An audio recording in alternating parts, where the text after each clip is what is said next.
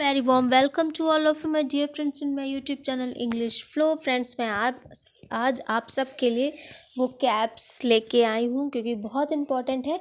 अगर आप वो कैप्स या वर्ड मीनिंग नहीं जानते होंगे तो आप इंग्लिश को बोल या समझ नहीं पाएंगे। तो ये बहुत ही इम्पॉर्टेंट पार्ट है हमारी स्पीकिंग का कि आपको वो कैप्स आनी चाहिए। जितनी ज़्यादा आप वो कैप्स कलेक्ट कर पाएँ, जितनी ज़्यादा वो कैप्स आप याद रख पाएंगे उतना ही अच्छा होगा। अच्छे से आप इंग्लिश को फ्लो में बोल पाएंगे। आपकी हेजिटेशन भी बहुत ही जल्दी रिमूव हो जाएगी अगर आप वो कैप्स को अपने अंडर में रखते हैं। ठीक है, तो जो वोकैब्स मैं आपके लिए लेके आई हूँ ये नॉर्मल वोकैब्स नहीं है, फ्रेजेस हैं। एंड देखिएगा इसमें क्या क्या आपको मिलता है। तो इन वोकैब्स को याद करिए, प्रैक्टिस करिए, तो आप बहुत ही हाई लेवल पर इंग्लिश में जा पाएंगे। तो चलिए वीडियो को स्टार्ट करते हैं। उससे पहले हमेशा की तरह छोटी सी रिक्वेस्ट है कि आप मेरे चैनल को लाइक करें, शेयर करें और सब्सक्राइब ज़रूर करें। फ्रेंड्स, मैं फ्रेजेस लेके आई हूँ क्योंकि अगर आप इंग्लिश बोलते समय फ्रेजेस का यूज़ करते हैं तो इससे ये पता चलता है कि आपकी इंग्लिश का स्टैंडर्ड कैसा है। और दूसरा ये बात है कि अगर आप जितने भी अच्छी जगह पे इंग्लिश को बोलते हैं, समझते हैं या सुनते हैं, देखा होगा आपने, तो ज़्यादा से ज़्यादा फ्रेजेस का यूज़ करते हैं क्योंकि फ्रेजेस होता है या वन वर्ड सब्स्टिट्यूशंस होते हैं या होमोफोन्स होते हैं। इनका अगर आप ध्यान रखते हैं तो क्या होता है कि लोग आपको एक अच्छे नज़रिए से देखते हैं। ठीक है, आपकी पर्सनैलिटी में वो ग्रूम दिखने लगता है, आपकी लैंग्वेज में, आपकी भाषा में। तो चलिए वीडियो को स्टार्ट करते हैं। अ ब्लैक शीप का मीन्स होता है बदनाम व्यक्ति। ठीक है, इसका अगर आप सेंटेंस बनाएंगे, Tom left his business and family as he became a black sheep. ठीक है, टॉम ने अपने बिजनेस और फैमिली को छोड़ दिया और वह बदनाम बन गया।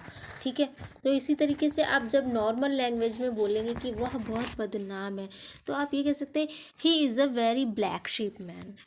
ठीक है, ऐसे आप नॉर्मल लेमैन लैंग्वेज में किसी भी फ्रेज को समझेंगे तो आप बोल पाएंगे। और इसको इमेजिन करेंगे कि ब्लैक यानी काली, शीप, अगर मतलब एक ये सिर्फ याद करने का तरीका है।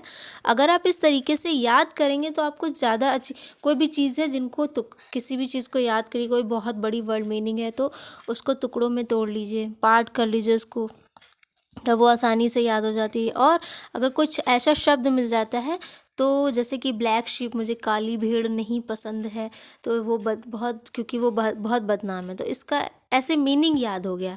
ये याद करने के कुछ तरीके होते हैं, ट्रिक्स होती है जिनको आप फॉलो कर सकते हैं, वरना आप नॉर्मली ही याद रख सकते हैं। अ ब्लैक शीप यानी बदनाम व्यक्ति। दूसरा हमारा फ्रेज है bone of contention. Bone of contention का मतलब होता है कॉज ऑफ डिस्प्यूट,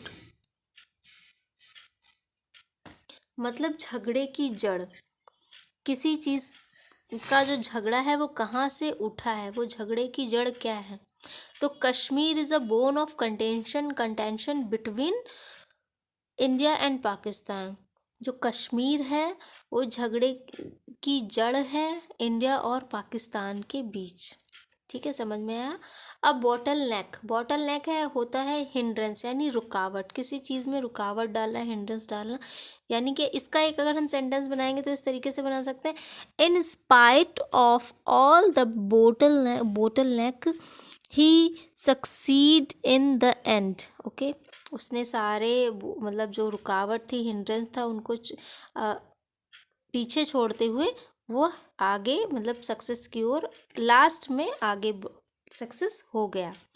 इसी तरीके से नेक्स्ट हमारा ले सकते हैं अ फेयर फीदर फ्रेंड, यानी कि कंपेन ऑफ गुड टाइम, मतलब सुख का साथी जो होता है, मतलब एक जो हमेशा हमारे सुख में हमारे साथ रहता है, ऐसा जो फ्रेंड होता है वो फेयर फीदर होता है। आप ऐसे लिख सकते हैं कि फीदर बहुत मुलायम होता है और फेयर मतलब साफ सुथरा फ्रेंड यानी कि बहुत सुख का जो साथी, हमारे अच्छे दिनों का जो साथी होगा। तो a fair feather friend never helps in trouble, मतलब जो हमारे सुख के साथी होते हैं वो कभी भी हमारी हेल्प मुश्किल में नहीं करते हैं। ठीक है, चलिए हमारा नेक्स्ट अ फूल पैराडाइज यानी कि कल्पित भावना। इसका अगर हम बनाते से बहुत लोग होते हैं कि बहुत ज़्यादा ख्वाब देखने में रहते हैं और कार्य कम करते हैं, काम कम करते हैं और सपने ज़्यादा देखते हैं, तो उनके लिए फूल पैराडाइज का यूज़ किया जाता है। तो आप यहाँ पे एक सेंटेंस बना सकते हैं कि he is a failure in life as he lives in a fool paradise। वह हमेशा सपनों में खोए रहता था, इसलिए वो अपने जीवन में फेलियर को देखा उसने। ठीक है, नेक्स्ट है अ गोल्डन मीन।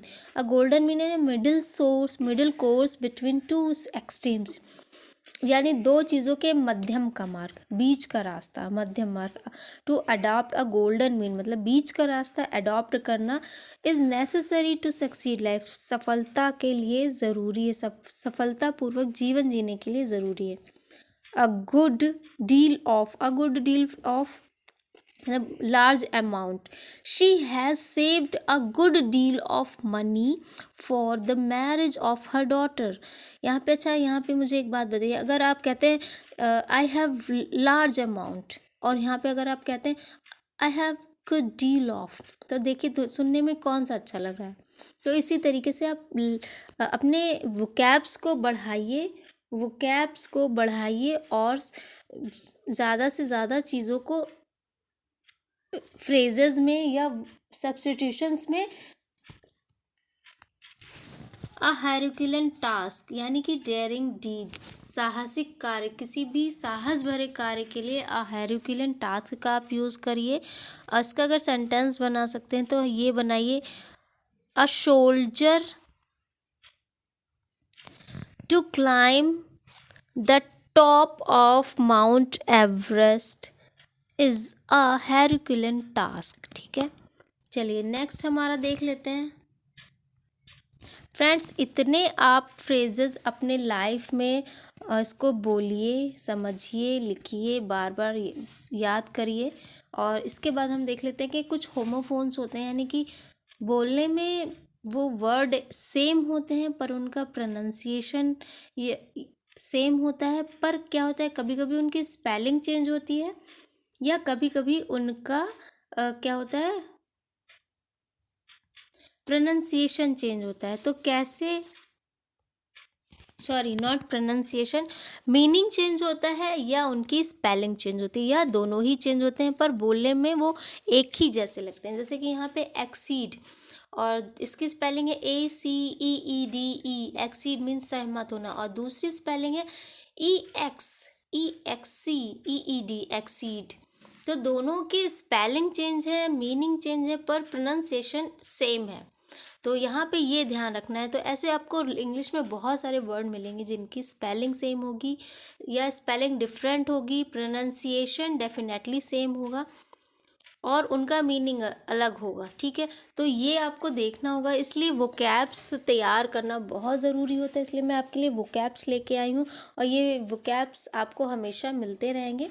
तो यहाँ पे accede, he gladly accede to my request, यानी कि उसने बहुत ही खुश होकर मेरी रिक्वेस्ट को मान लिया या उस पर सहमत हो गया, मेरी बात को मान लिया।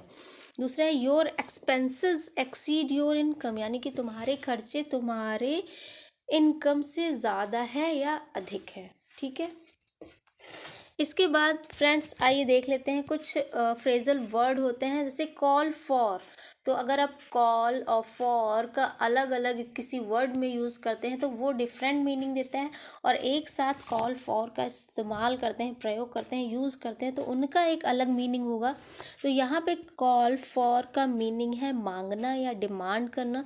Mister Gupta left the class so the principal called for the explanation, यानी मंगाना, सॉरी डिमांड यानी मंगाना, किसी चीज़ से कोई चीज़ मंगाना। तो मिस्टर गुप्ता ने क्लास को छोड़ दिया तो प्रिंसिपल ने क्या किया, उनसे रीज़न मांगा। क्या रीज़न मांगा कि आपने क्लास क्यों छोड़ दिया, तो ही call for, okay, explanation, called for. चलिए नेक्स्ट है कॉल इन। कॉल इन यानी सम्मन, यानी किसी को बुलाना।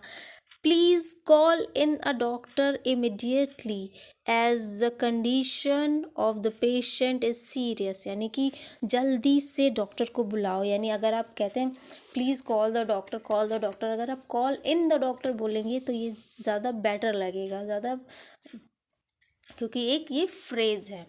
और कॉल ऑफ, अच्छा आप ये मत समझिएगा कि मैं बोल रही हूँ सामने वाले को समझ में आ रहा है कि नहीं आ रहा है, हालांकि ये बहुत ज़रूरी होता है, लेकिन अगर आपका कोई ऐसा इंसान सामने खड़ा है जिसको समझ में नहीं आ रहा, आप उसको बता सकते हैं। इससे क्या होता है कि एक हमारे जो वैदिक एक फ्रेज़, मतलब हिंदी में बोला जाता है कि ज्ञान बांटने से बढ़ता है, तो अगर आप उसको बताओगे तो आप उस चीज़ में ज़्यादा कॉन्फिडेंट हो जाओगे।